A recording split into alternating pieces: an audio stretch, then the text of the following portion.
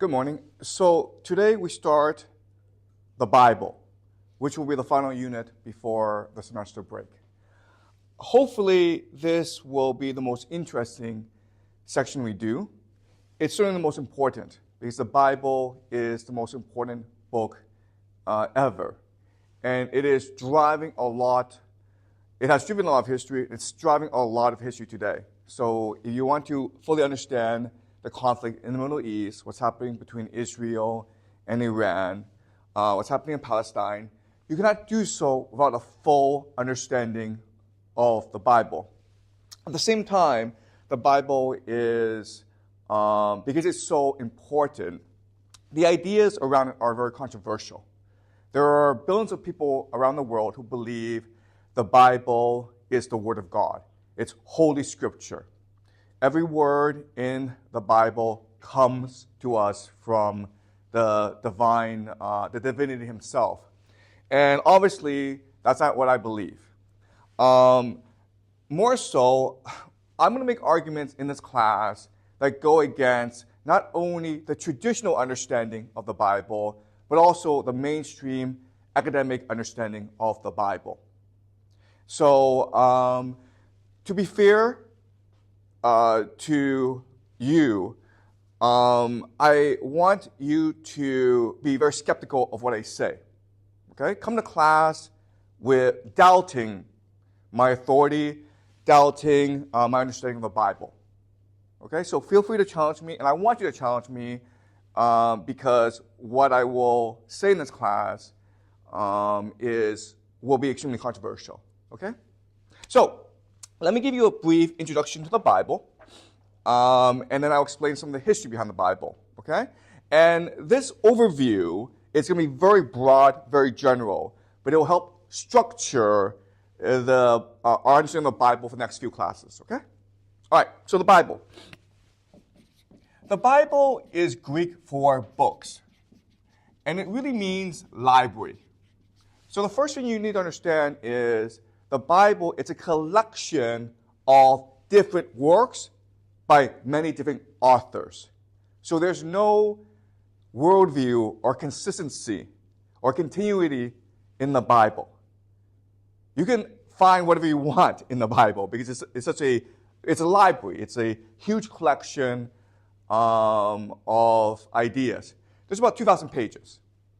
Okay? So there's very few people who actually read the Bible in its entirety. There are people who might read certain sections of the Bible, okay, but most people will receive their understanding of the Bible from authorities like priests or rabbis, okay?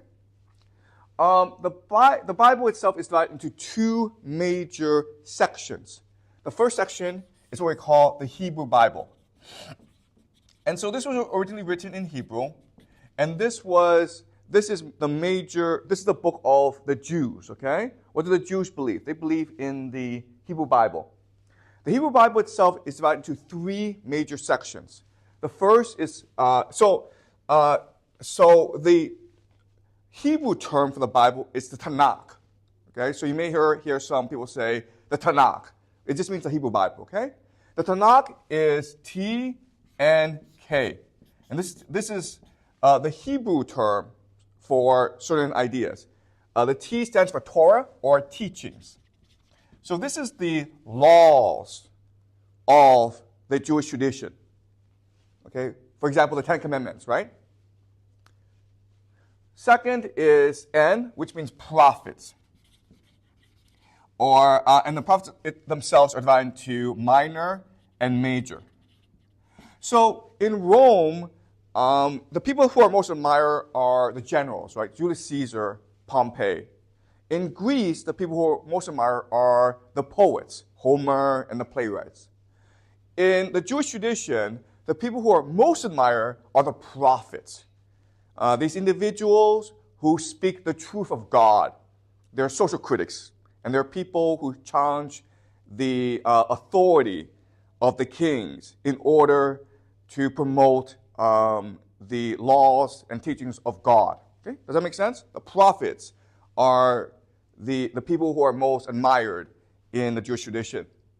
And the third are okay, is writings. So basically, things that don't really belong in teachings and prophets, but which have some cultural or religious significance to the Jewish people. Okay? So this is the Hebrew Bible. And then we get to the New Testament, which is something that only Christians believe. All right? So Jewish people do not accept anything in the New Testament. The New Testament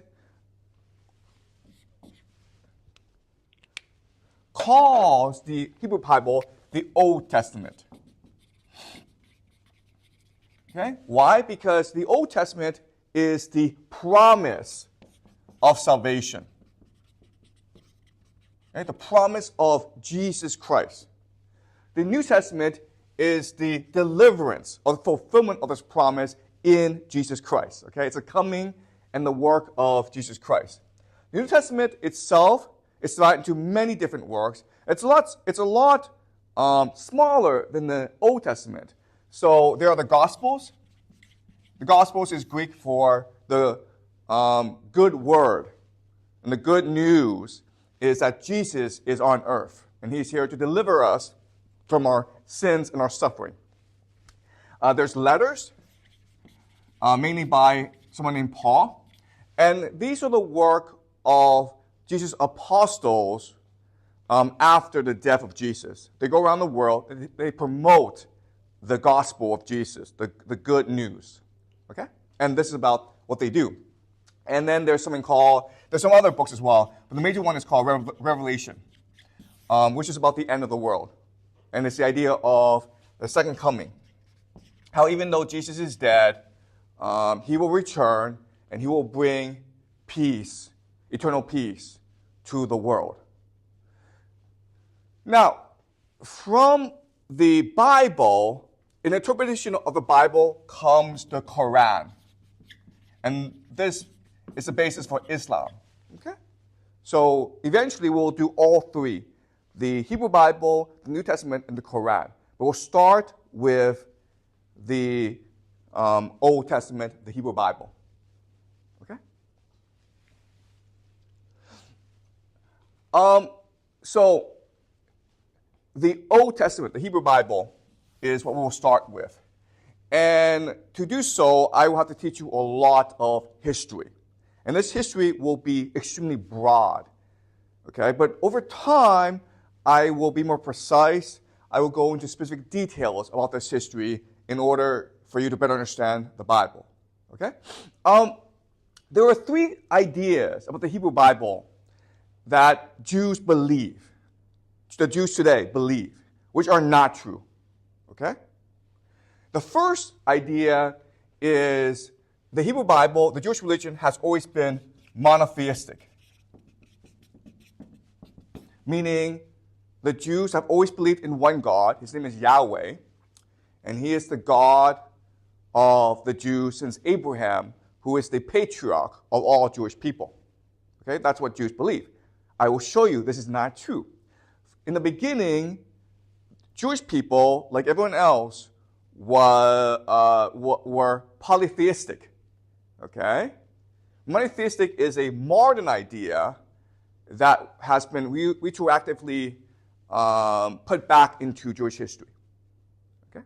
So that's the first myth that I will correct. The second myth that I correct is that Jewish history or the Jewish religion has been continuous for at least 3,000 years, possibly 4,000 years. Okay? And what I will show you is that's not true. So there have been many major changes to the religion, and these changes are so drastic that you can argue these are very different people, okay? So the Israelites, the people who founded the religion, are very different from the people we call Jews today. And I will show you why in the next few classes, okay? That's one really important idea you need to understand. The history of the Israelites and the Jewish people are not continuous. All right? Okay? Does that make sense? Okay, any questions so far? Are you guys following along? Okay.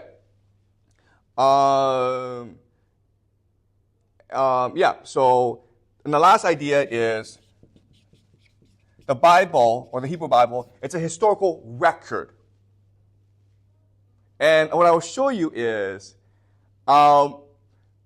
we've been trying for at least 300 years, 200 years to prove that the Bible is a historical record. Okay? There are archaeologists who've spent fortunes their entire lifetimes looking for things like Noah's Ark, looking for people like Moses. Can't find them, okay? And this tells us pretty conclusively that the Bible is not a historical record. It is a work of our imagination. Okay? It is a literary work. Now, it's a very powerful literary work, and that's what explains its relevance and its power today. Okay? I'll explain why it's powerful, but I want you to remember, it's not a historical work. It is a literary work. It's a work of our collective imagination.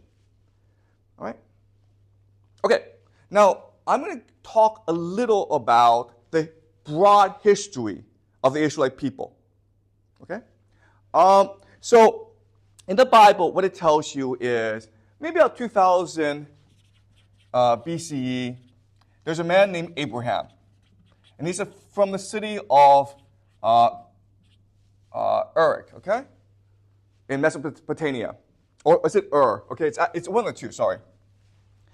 And then God, Yahweh, thought Abraham was the best man in the world. So God, Yahweh, made a covenant with Abraham and said, you are the most righteous and dignified man I've ever seen in the world, and I will make you a father of a new nation called Israel. Okay? And these people will become eventually the Israelites. And the greatest king of the Israelites is named David. And then God says to David, David, you are the greatest man I've ever seen. I love you as you love me. Therefore, I will make your house, the house of David, eternal. Okay? You, the house of David, will reign over Israel for all of eternity. I will make Israel into the mightiest of nations. Okay? So that is what it says in the Bible. The historical record is a lot more complicated. All right? So let's start in the year 1200 BCE. And this is towards the end of the Bronze Age, right? We're about to enter the Bronze Age collapse, which lasts about for 100 years. At this time, let's look at the world. Israel is in a place called the Levant. And the Levant has always been important because, as we discussed in previous classes, Levant was one of the first centers of agriculture. So Jericho is in the Levant. But it's also important because the Levant is where three major civilizations and empires meet, okay? They are the crossroads or the nexus of empire. These three empires are Egypt, which, again, for most of its human history has been the wealthiest and the most powerful nation. Okay? Over here is Mesopotamia, which is the creative civilization. This is where human civilization first developed mathematics, writing, astronomy, architecture. Okay? And up here are the Hittites, or Anatolia. And Anatolia, again, is extremely wealthy. So the Levant is sort of sandwiched between three extremely aggressive, wealthy, and powerful nations that are extremely advanced and sophisticated. So the Levant has always been a colony of either Egypt or Anatolia. Okay? It's not been very independent for very long, and it can't be because it's at the edge of empire. But because of its position, okay, the Levant is what we call a melting pot. or a meeting place. So every culture, every language, every religion that was imaginable at this time met in the Levant. Okay?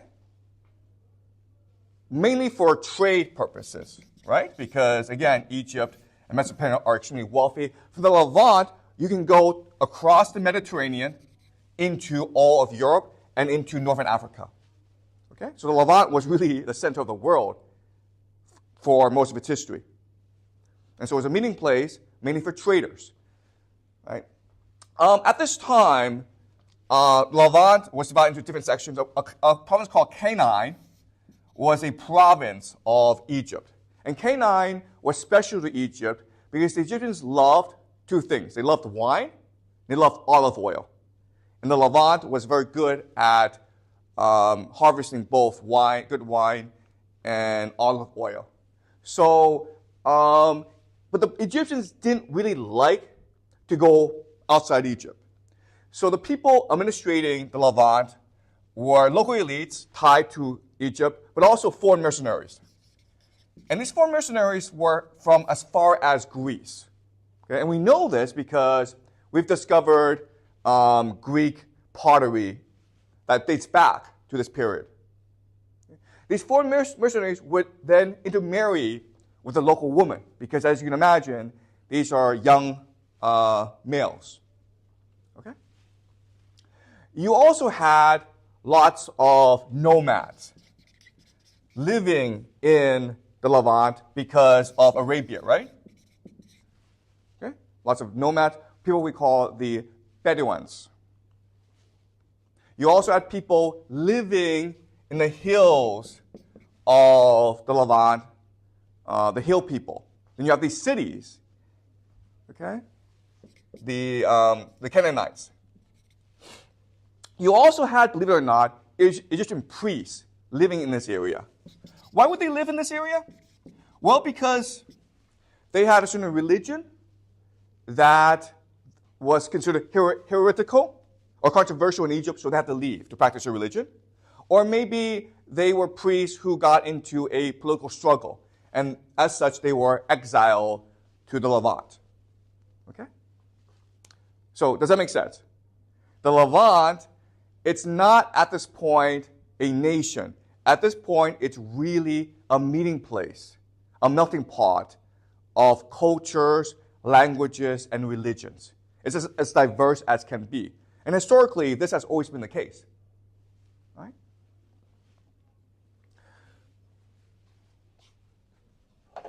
Then what happened, of course, is the Bronze Age collapse. The thing about the Bronze Age collapse is you have this massive migration of people looking for food. Right? These are all the sea peoples. They're basically like pirates. And there are these massive waves of sea people attacking the Hittites, attacking the Levant, and attacking Egypt. And again, these are like refugees. Okay? This is a forced migration, and they're trying to feed their families. They basically overrun the Hittites. They destroy the cities of the Levant. And they almost destroy Egypt, but Egypt, because it's so wealthy, it's able to hold off the sea people. Eventually what happens is the sea peoples and Egypt come to an agreement and say, listen, stop attacking us and we'll give you land in the Levant. You can settle down there. You can grow your own food. You can feed your families. Okay? And this place is what we call Philistia. And these people are called the Philistines. So these are basically the sea peoples. Mainly Greek, actually. There are a lot of Greeks among the Philistines. But this creates a problem for everyone in the Levant, because now you have a foreign presence that is very aggressive and expansionist. Okay?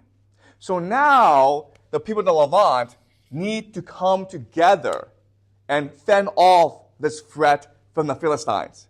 They also have these neighbors as well, these other cultures that keep on attacking them. Okay? So these are extremely diverse people, and So what they agree to do is elect a king to lead them in war against the Philistines. And this person is named Saul, King Saul.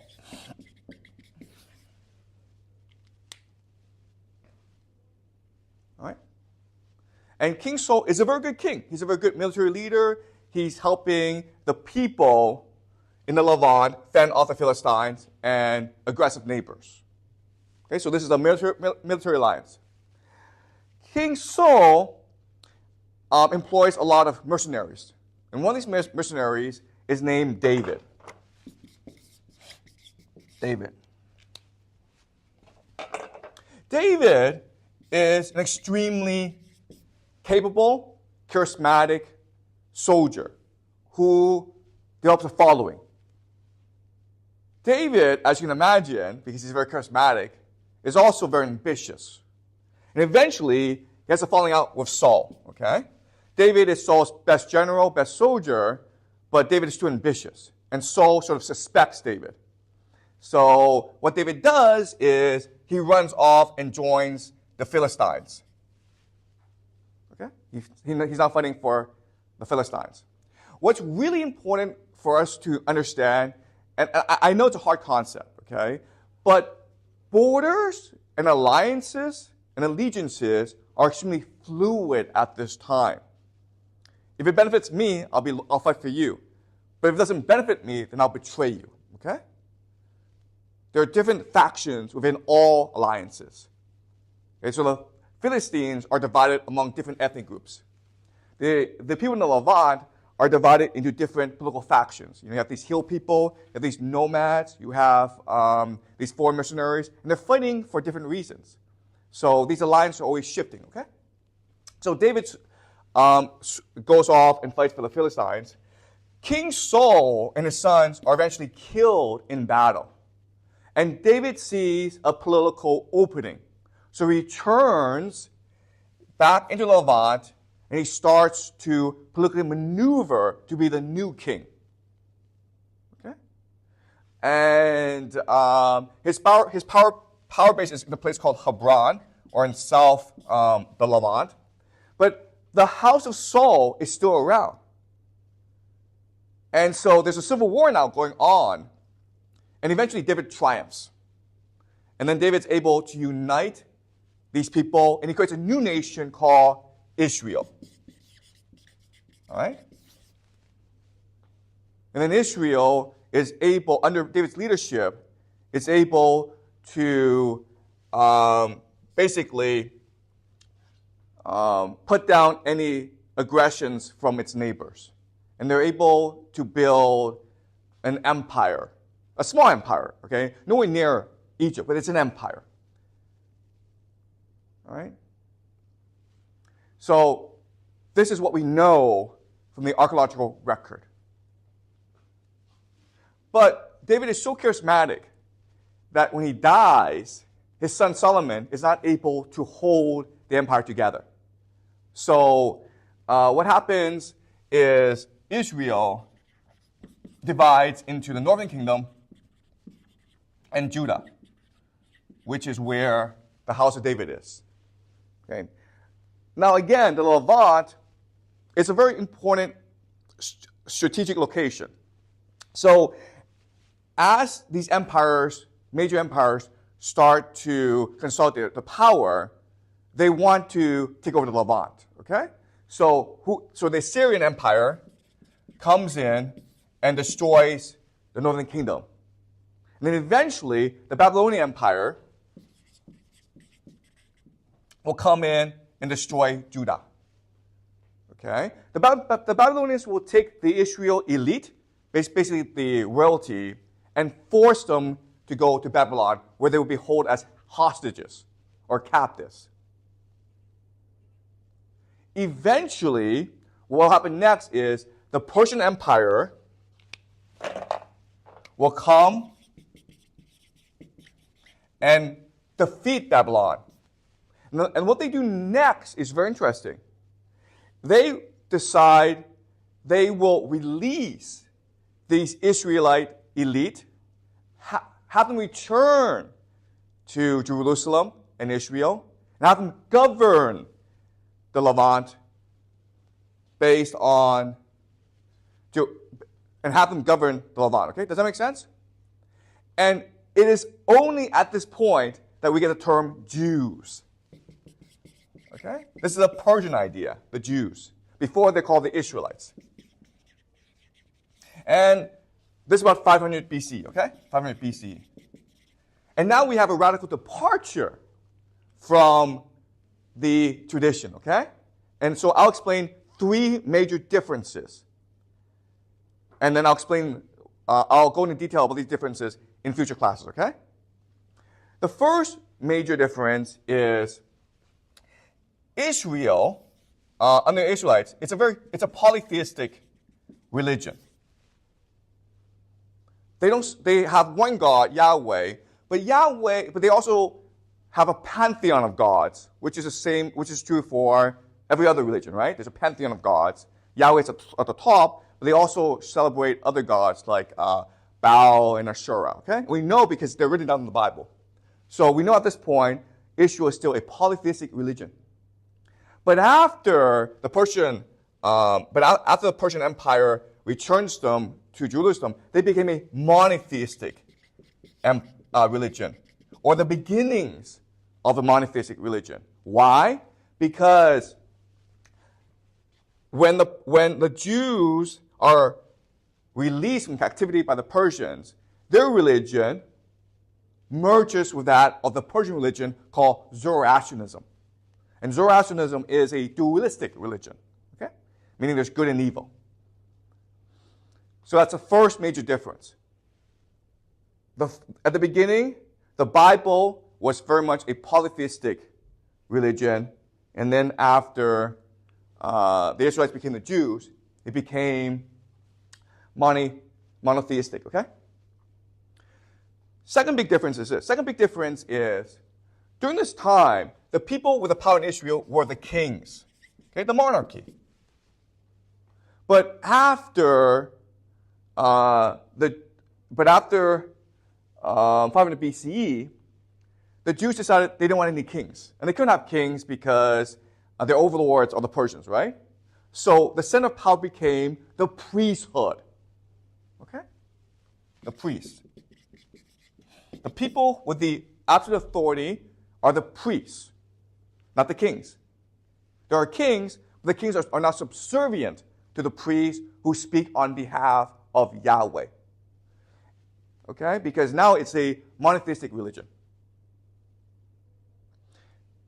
And then there's one other difference. The other difference is, remember, at this point they're polytheistic and they're kings, okay? Which means they are tolerant. They're welcoming of other religions, right? Because you're polytheistic. But also, as kings, you need to establish diplomatic alliances with other countries who have different religions, right? So when you marry someone from another political dynasty, you also are marrying into that religion. Does that make sense? So Israel, under the kings, is a very tolerant religion. But if you're run by priests, right, you become intolerant because you insist that your religion is the best. Okay? And that's why after the Persians lost control and the Greeks came in to the Levant, this is the Seleucid Empire, okay? The Jews rebelled against the Greeks because the Greeks were polytheistic and the Jews considered themselves monotheistic, okay? They refused to acknowledge the culture and the religion of the Greeks. And then things got really bad when the Romans came in, okay? Does that make sense? Okay, so this is the history of the Jewish people up until the birth of Jesus, okay? Any questions so far? Do you guys understand what's happening?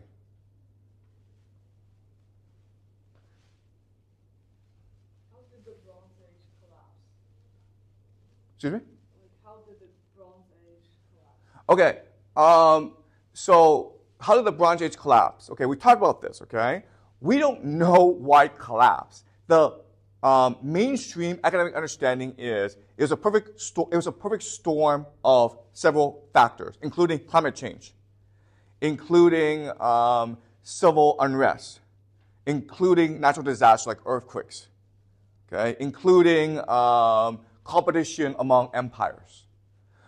What's important to understand is when we talk about the Bronze Age collapse, we're really talking about basically this area. If you go east to Mesopotamia, where the Assyrian and the Babylonians are, they're fine. Okay? And it's the Bronze Age collapse that allow the Assyrians and the Babylonians to eventually become world powers. So the Bronze Age collapse was not a global phenomenon. It was a localized phenomenon to the Mediterranean. Okay? But why the Bronze Age collapse is important is because the Bronze Age collapse will give us Greek civilization, Homer and Plato, okay? It will also give us the Bible, right? Because if you look at this history, Israel would not have come into being without the Bronze Age collapse. Egypt or the Hittites would continue to control the Levante, right? And it's important to understand the Greeks and the Bible are the basis, the two fundamental pillars of Western civilization. You understand? That's why Westerners are so fascinated by the Bronze Age collapse. Because in their minds, the Bronze Age collapse is part of God's divine plan or design to create classical Greece and the nation of Israel so that his vision for the world can be achieved through Jesus. Okay?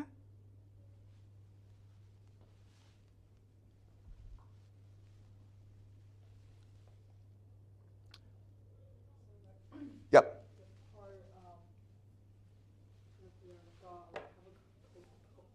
Yeah, that's fine. Yeah.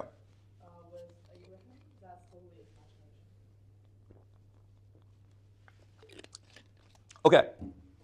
So that's a good question. So the argument I'm trying to make to you is the Bible says Abraham is a patriarch of the Israelites.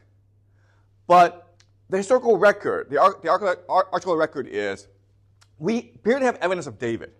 We have absolutely no evidence of anything before David. Okay?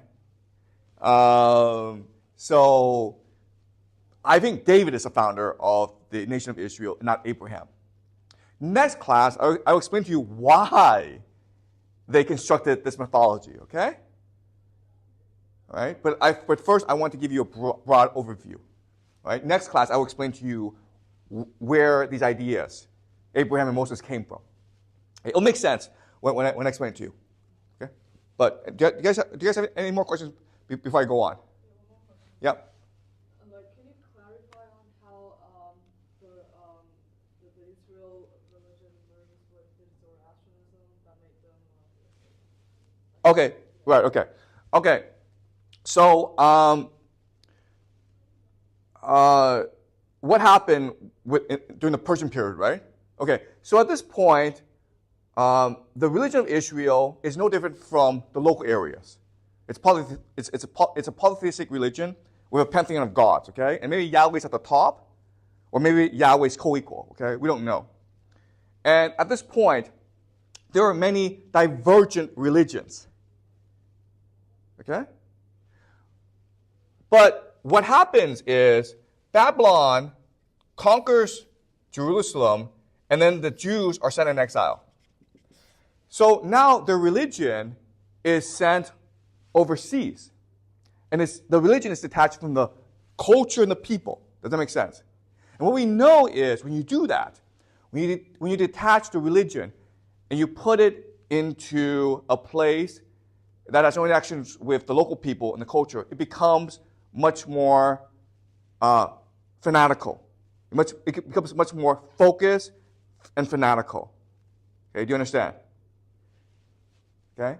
Do you understand? Because if it's in Israel and there are different cultures, the religion has to be tolerant and police different factions among the people. Okay? Does that make sense? But once this religion goes off to Babylon, it's now divorced from the people, from local reality. So the elite can design in a way that they think is most appropriate. And we call that fanatical. Does that make sense? So an example of this, okay, it's a bad analogy, but maybe this will help you. Right now, you're not sure what it means to be Chinese. Okay? You're Chinese, but Chinese in China is a very fluid, very diverse identity. When you go off to America, right, then you have much more concrete, much more clear understanding of what it means to be Chinese. Your Chinese identity becomes much more formed. Does that make sense? Okay? And the same thing with religion. Within Israel itself, the religion is constantly changing. It's very fluid. But when they're off to Babylon, they have to use the religion to survive as a people, as an identity. And so it becomes much more formed, okay? Much more concrete. Does that make sense? And then what happens is, now that it's much more concrete, it now interacts with Zoroastrianism, which is the religion of the Persians. And at this point, the religion becomes basically what it is today. Okay? So I'm sorry, I don't think I've explained this clearly to you, but I want to wait until we get to this period, okay? Right now I'm just giving you a broad overview. Okay? Any more questions before I begin? Before I continue? All right. Now I want to talk about the Bible, okay? Because the Bible is the mythology. It's a collective memory of the Israelites, okay? And so I'm going to discuss why the Bible was first created in this class. And what I will explain to you is the Bible was first created in order to explain and justify and create legitimacy for David. Okay? This is what we call an apology. And this is a very common practice. The idea is this. Most kings, every king, obtains power through really nefarious means. Okay? They either kill a lot of people to obtain power, or maybe the younger brother kills the older brother to usurp the throne. Okay? Usually, kingship requires ruthlessness. But the problem is, when you're ruthless, you have a legitimacy problem. Right? So the way that most kings resolve this issue is by sponsoring writings or an apology to explain why he or she is king. And the answer usually is because God willed it so.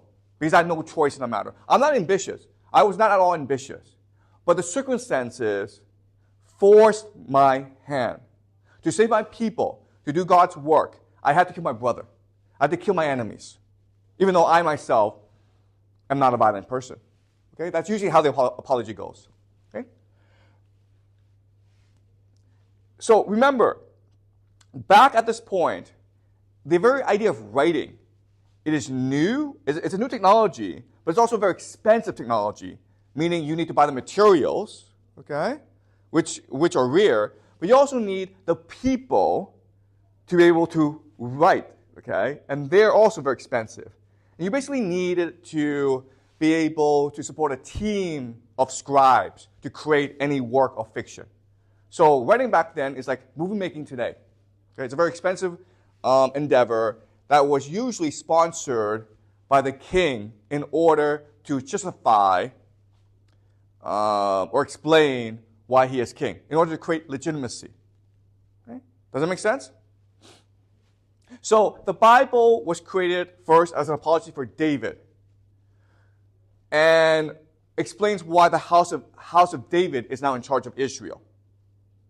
But as we discussed, okay, eventually the house of David, Israel, divides into two nations.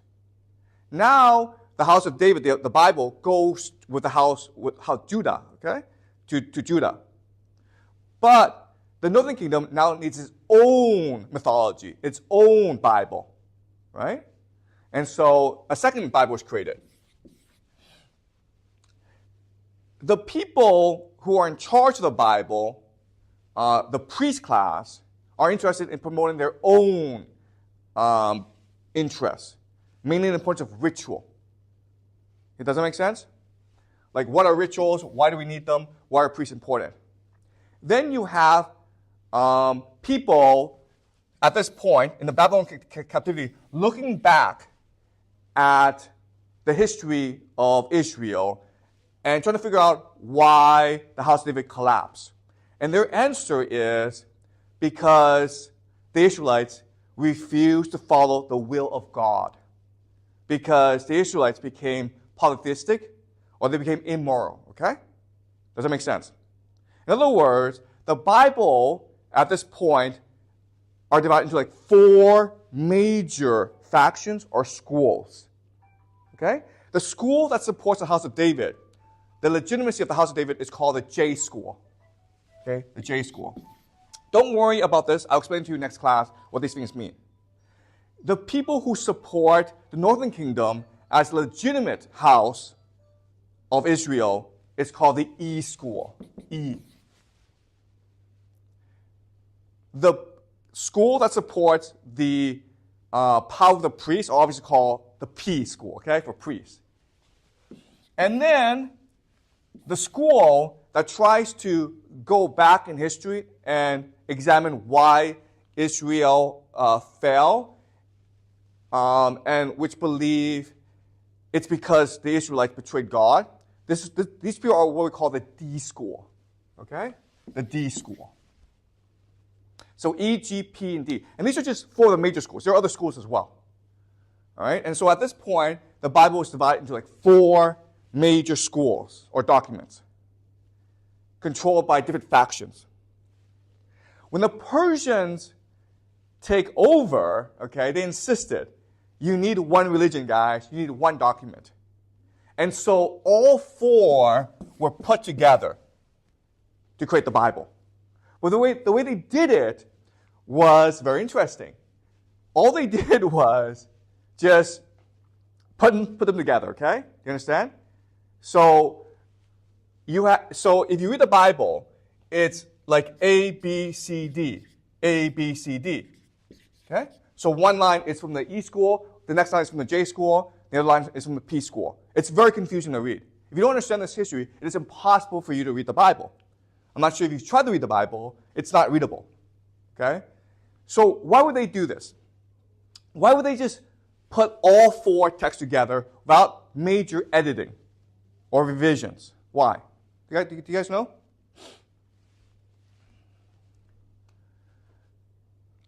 Why would they do that? They just made a complete mess of the Bible. But why would they do that? Okay, so let me explain. The first major reason is most people didn't read or write back then. So the Bible itself didn't really matter. What mattered was the oral explanation of the Bible controlled by the priest class. Does that make sense? The people didn't read the Bible. So how the Bible was actually written was not that important. It was important for the priests to have access to the Bible, okay, but the people didn't actually read the Bible. That's the first reason. The second, more important reason is because the Bible is political real estate. And I want you to remember this idea, okay? It's the most valuable political real estate in the world. Everyone wants to be in the Bible because to be in the Bible gives you legitimacy. It gives you power, right? So, if you're a king, you have 4 sons who all want to be king, well, your best solution is to divide the kingdom among the 4 sons, right? Same with the Bible. You have 4 extremely powerful schools and political factions. So the best way to resolve the issue is just to say, listen, we'll put you all in the Bible together, okay? And when you merge them, it's a lot easier than if you just try to do it by order, okay? Like E school goes first, and J school, then P school, then D school, okay? They just put them all together. Does that make sense? Okay, so this is a very important idea. The Bible is the most valuable political real estate in the world. Everyone wants to be in there. And what ideas you can find in there will ultimately shape human history. Okay? Any questions so far before I continue? All right. So the last thing I want to talk about today is the Apology of David, which is the beginning of the Bible. Okay. So when kings come to power, they have three major problems, right? The first major problem is legitimacy. What gives you the right to be king? Okay. Second problem is the idea of identity. And this is a huge problem for the Israelites because the Israelites is a multicultural entity. You have people speaking different languages, different cultures. They practice different cultures, they practice different religions. So now you need to create an identity that everyone accepts. Okay? The third thing is differentiation. You need not only for these people to get along, but you need to get them to divorce their former culture. Does that make sense? Because you have Egyptian priests in there. And you have to tell these Egyptian priests, you're now Israelites and you're not Egyptian anymore. And the example that we use for this is Augustus Caesar and the writing of the Aeneid. Okay? Remember, the Aeneid, it's a book about a character named Aeneas. And it provides political legitimacy to Augustus Caesar because Augustus Caesar is a direct descendant of Aeneas, who is the founder of Rome. Also, what the Aeneid said is Augustus Caesar is the end point of Roman history. Everything before Augustus Caesar led to him. Augustus Caesar is like the Jesus of Rome. Okay? He is the salvation, he is the redemption of Rome. Okay, that's what the Aeneid does. Okay? Second thing about the Aeneid is it creates a new Roman identity that focuses on piety, loyalty over liberty. Remember the problem for Augustus Caesar was Romans didn't like kings. Well, now he's a king. So how do you get people to obey? Well, you tell them piety is more important than liberty. All right? The third idea is the Aeneid, remember, it's anti-Greek. The problem for Rome at that time was Greek culture was vastly superior to Roman culture. And so a lot of Romans were adopting Greek cultural practice like Mark Antony. And so the Aeneid said, Greek culture is like the Trojan horse. If you let into your city, Greek culture will corrupt you and destroy you. Okay? So, guess what, guys? Every king has to resolve all three issues, okay? Legitimacy, identity, and differentiation. And that's what David is trying to do with the Bible. Okay, so I'll give you three examples, three stories from the Bible that illustrate David's quest for legitimacy. Next class, we will talk about identity and differentiation and how the Bible achieves that, okay?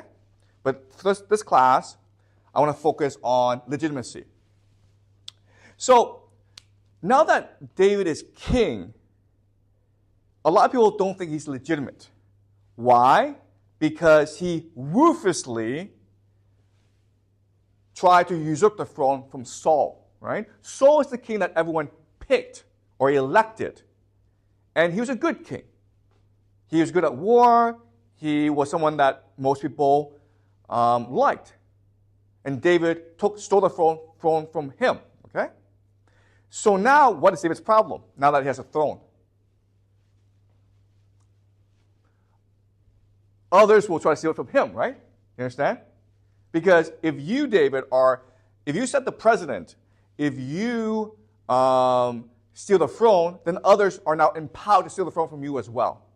Okay? So the first thing the Bible does, the Apology for David does, is show us David loved Saul. He was not at all ambitious. He cared only for the well-being of his king. Okay? And so one story that illustrates this, there are actually many, many stories in the Bible that does this, but one story that illustrates this is this. So Saul thinks David's trying to kill him. So he's chasing after David with his army, okay, trying to kill David and his followers. One day, Saul is alone in a cave, praying to God for deliverance. David sees Saul alone, and he sneaks up behind Saul. Then he takes his sword and cuts a piece of Saul's clothing. Okay? And then David disappears. Saul leaves the cave, and then David rushes to him and says, Saul, my king, I beg of you, give me a second. Let me explain to you. Back then in the cave, I could have killed you. This is a piece of clothing to prove I could have killed you. But I didn't, because I love you, because I'm loyal to you. I would never kill you. And then Saul says, oh, this is proof that you never meant to kill me. Okay? And this is a story in the Bible. Obviously, this story cannot be true, okay? But this is what the Bible is trying to do. It's trying to first show us that David is not all ambitious. In fact, the entire apology of David is focused on the lack of ambition of David. Okay? So that's the first story. Let's look at the second story. Okay? The second story is this. Saul is dead, and his son, who's a young man, comes into the throne. There's a general named Abner, okay? Abner, who was loyal to Saul, but now that Saul is dead and David is very popular among the people, Abner sees the political winds changing, and Abner tries to align himself with David. So Abner writes a long letter to David and saying, listen, I will swear loyalty to you, and will end the civil war between the house of Saul and the house of David. You will unite Israel. And then David writes back and says, yeah, come to me. I'll give you a feast, and then we'll be friends. And so Abner comes, David gives him a feast. And then as Abner leaves, he runs into David's general named Joab. And Joab and Abner go a long way back, okay? They were friends, they were enemies. Abner killed Joab's brother. And in an act of anger, Joab stabs Abner to death, okay, and Abner is dead.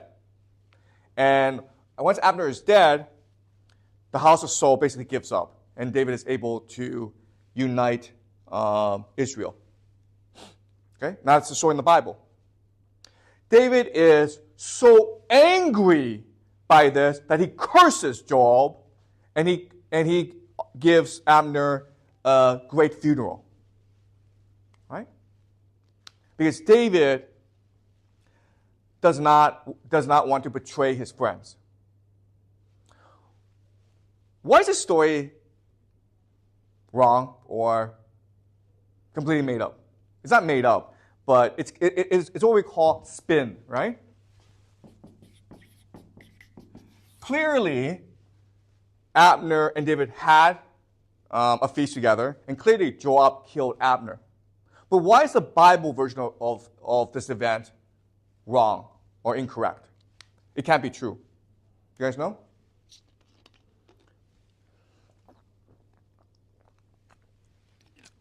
Okay, this is hard, okay? But the reason is this. If you're David and you're king, which person in the world are you most afraid of? If you're the king, there's a person in this world you're most afraid of, or you're most suspicious of. Who is that person? Abner. Okay, yeah, he is suspicious of Abner. But in general, you should be suspicious of Joab, right? Because Joab has access to your army. Abner is your enemy, but Joab has access to your army. So if Joab wants to betray you, he could. Okay? So in other words, because David is most suspicious of Joab, if Joab were ever to act independently, then David would need to kill him. Does that make sense? And in this circumstance, Joab acted independently. David told Joab Abner was an honored guest. And Joab didn't care. He was angry about the death of his brother, and he kills Abner. This cannot possibly be true. You understand? Joab had to kill Abner because he was ordered to by David. Right? Now why would David want Abner to be killed? Because in his mind he thinks, oh, if Abner can betray the house of Saul, he can also betray the house of David. He is an ambitious man. And why would he think like that? Why would David come to this conclusion? Because he himself is like that. Do you understand? He himself betrayed Saul. So he's very, very careful or cautious about people who betray their leaders. Right? Abner betrayed the house of Saul, and it was very likely that he would betray David at some point as well. And so David had to have him killed. Right? But he could not say this publicly. Because if he were to say this publicly, then it would show he, in fact, knew this because he betrayed Saul. Does that make sense? The logic of this? Okay? But you can see how wonderful the spin is. It's almost impossible to see the truth from this, right? If you're a person, you know, okay, David, you know that Joab killed Abner, and you were told the story, you would believe the story. It's just because Abner was angry that he killed, it was just because Joab was angry, he killed Abner. Okay, you believe that, right? But you think about it, it can't be true, okay? Now, I'm going to give you one more story. And this story is actually even harder to figure out because of the spin. Okay? Now that David is king of Israel, Israel has many enemies. So his armies are always at war. Okay? One day, David is on the rooftop of his house. So, and Israel's not a very rich place, okay? So these are not palaces, they're just houses, okay? And so David is strolling on his rooftop, and across from him is a woman named Bathsheba.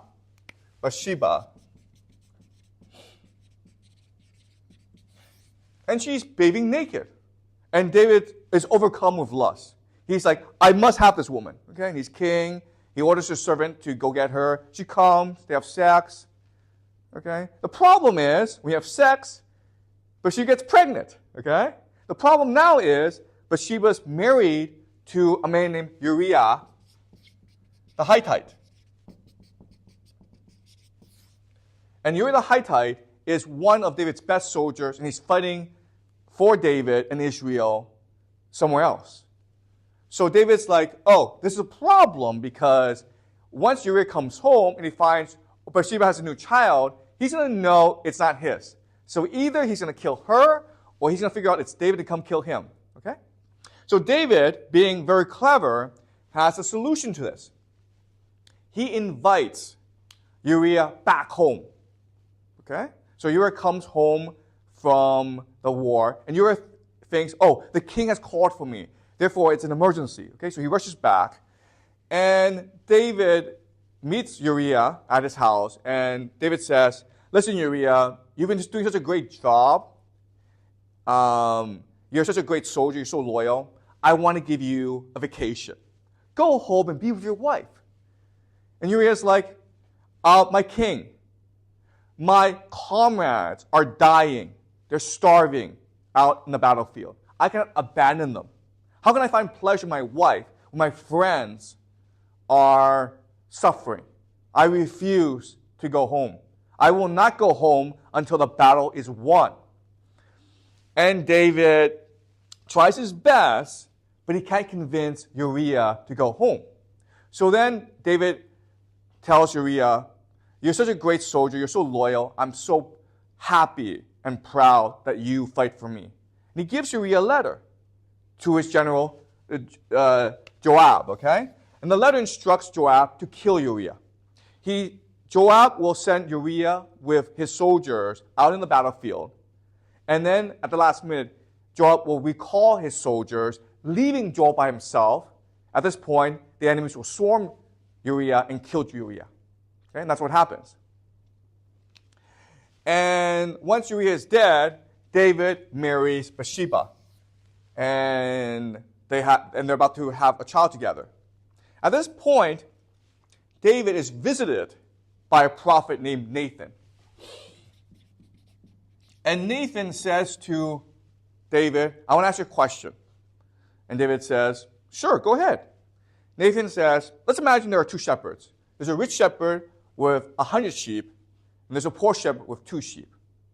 There's a traveler, a foreign guest, who comes into town, and the rich shepherd wants to honor him with a feast. The rich shepherd steals the poor man's shepherd to feed the traveler. Who's in the wrong? And David says, of course the rich shepherd is in the wrong. He's indignant. He's angry. How could a man be so unrighteous as to steal another man's sheep? And then Nathan says, you, David, are the rich shepherd. You have violated God's law. You are in the wrong. And as punishment, God will take away your son or your child with Bathsheba. And that's what happens. And David goes into mourning, okay? He is distraught, he's depressed. And he writes a lot of poetry. Okay, so this is a very powerful story. And this is a story that has captured the imagination of everyone for 1,000 years. But it's complete spin. This is not what happened, okay? How do we know? Okay, first thing is this. Nathan says to David, you have stolen a man's you have stolen a man's wife. Therefore, you're in the wrong. What's the problem with this logic? What is David's crime? Real crime.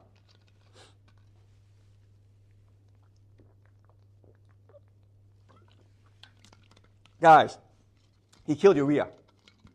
Right? You understand? You've forgotten this fact. He had Uriah killed. That's the real crime. He killed Uriah. Yeah, he slept with Bathsheba. That's bad. But it's much worse if you murder someone, okay?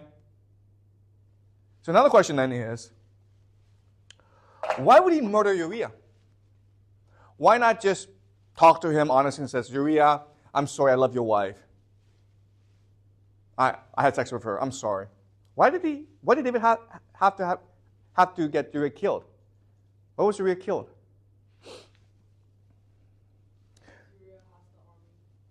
Yeah, because the army is loyal to Uriah, right? So why would David fear Uriah? Because Uriah is a popular, brave soldier, just like David. And David used his popularity in order to usurp the throne from Saul, right? Therefore, David thinks Uriah could do the same thing to me. Therefore, I have to get him killed.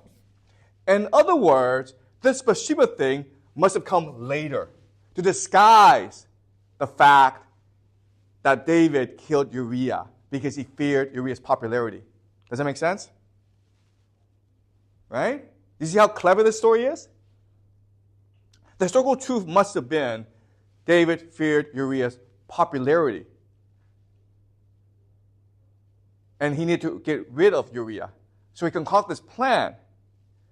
And then, after he killed Uriah, he needed to explain to his army, okay, who loved Uriah, why this happened. And then they was like, oh, because I fell in love with his wife. I couldn't control myself. I'm just a man. Okay? God is God. I'm a man. I'm a king. I can't be God. I can't control my emotions. Right? Does that make sense? But the irony of this is because David is working so hard to disguise his ruthlessness, he's creating very powerful literature. He created a very powerful story that has captured the imagination of readers for a long time. If you think about it, if you think a lot about the story, it unleashes a lot of ideas in you. Okay? You have to ask yourself, what is man? What is God? Are we capable of controlling our emotions? So in other words, this story is extremely well constructed that inspires you to imagine your own personal and emotional and moral life. We call this literature, right? So, guys, it's no coincidence that today the Jewish people are the most creative people in the world. When you go to America for university, most of your professors are Jewish. Most of the best thinkers in the world are Jewish. These past 200 years, there have been 3 revolutionary thinkers. Karl Marx, Albert Einstein, and Sigmund Freud. They're all Jewish, who have been raised in the Jewish tradition of asking deep questions about what it means to be human. Okay. Does that make sense? Okay, any questions about this? So why would people during that time believe like the apology of David? Okay, that's a great question, okay? So the question is, why would people believe this apology of David? And, well, the answer is most didn't believe the apology of David, okay? Most were very clear about David's ambitions. But when you're king, you need to impose your reality on others, okay? So this is why this is written. And so it was written for people who were part of David's political coalition. Do you understand? His enemies wouldn't believe this, right? But it was basically meant to appease or convince those who want to believe David. Does that make sense? Okay, spin. And it happens today, guys. When you watch the news, it's spin. Right? It's distorting reality. And so most people will believe the media, right? There are some people who will never believe the media. Like, I don't believe anything the media tells me, whether it's Chinese media or American media.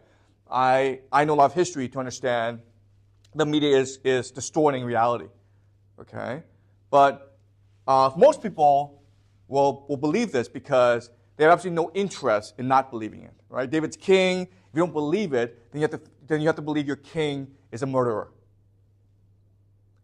Okay? Does that make sense? Yeah, Echo? What's the mainstream understanding of this story? Oh, yeah, that's a great question. Okay, this is really important. What's the mainstream understanding of the story? So the mainstream understanding of the story is it has to be true. Why? Because it puts David in a bad light. Do you understand? And it shows the genius of David because David is wrestling with his own morality. David is being honest. Right? So the mainstream understanding is David is a poet king. He's a man who prays constantly and engages in a process of self-reflection. And that's what makes David great. Okay? He's constantly praying to God. In fact, the Bible just goes on endlessly about this, how David is constantly in communication with God. And in this communication, he's praying and asking for light, for truth in his own weaknesses, okay? To be delivered from his failings as a man. And the Bathsheba story is emblematic about this, because why would a man make this up, right? Well, I've told you why, but most scholars don't see that. Most scholars think, okay, well, this Bathsheba story puts David in the worst possible light, therefore it must be true, and therefore it shows us David is a poet king who is constantly thinking about his own moral failings. And so he's an inspiration to his people. Okay? That's the mainstream understanding.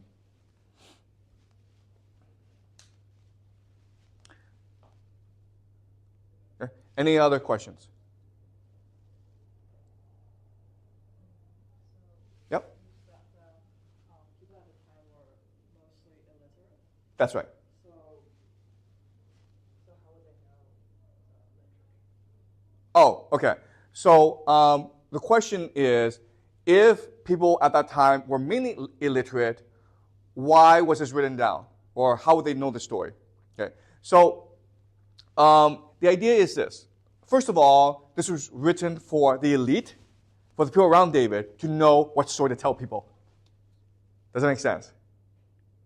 Okay. This was for internal consumption.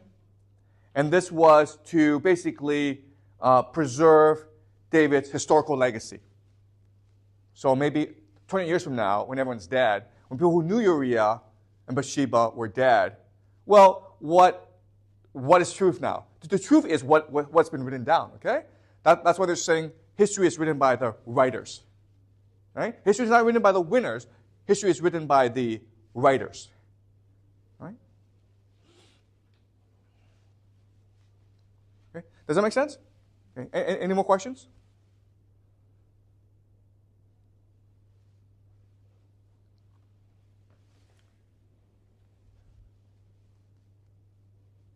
Okay, great. So next class, we will continue the Hebrew Bible, okay? Because it starts off as an apology for David, but it evolves into a much larger mythology, right? So that's next class.